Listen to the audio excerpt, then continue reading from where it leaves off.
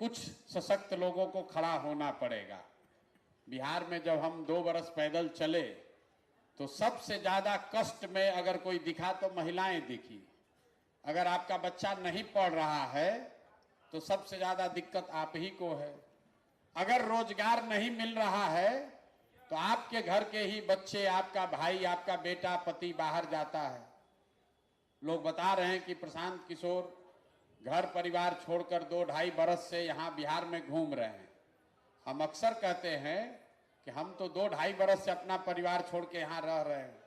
बिहार में ज्यादातर परिवार में स्थिति ये है कि आपकी शादी हुई और आपका पति पलायन कर गया, रोजगार के लिए बाहर चला गया।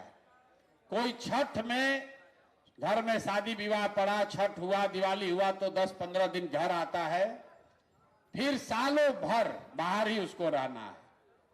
देश के किसी भी हिस्से में सामान्य परिवारों में अगर पति साल भर बाहर रहे तो उसका शादी टूटिए जाना है। ये सिर्फ बिहार में ही संभव है कि महिलाएं 20-20 साल तक अपने पति के साथ उनको नहीं रहना है। और लोगों को लगता है तो जीवन की सच्चाई है, भैया कमाना है तो बाहर जाना ही पड़ेगा। ये बहुत बड़ा कष्ट है, कोई इसकी चर्चा नहीं करता है।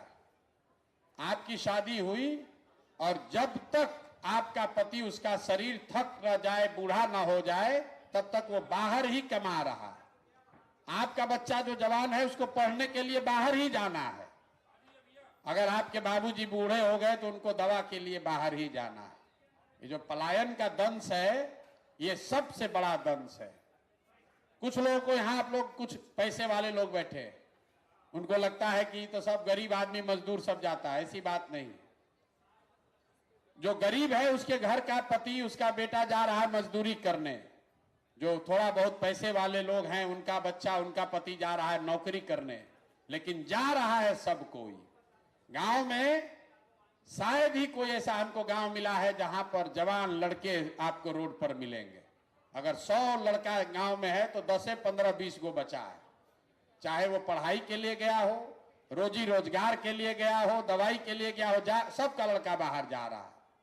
इसलिए जरूरत है महिलाओं को जागृत होने के लिए, खड़ा होने की। अगर बिहार में स्थिति परिवर्तन होगी तो सबसे बड़ा फायदा बिहार के महिलाओं को होगा।